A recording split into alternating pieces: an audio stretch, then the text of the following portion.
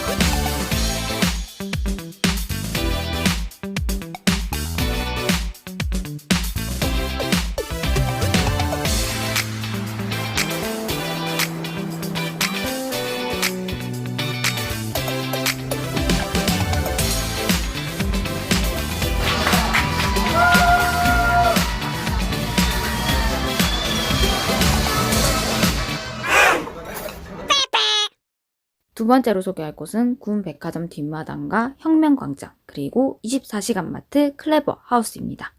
다 같이 고고! 고고!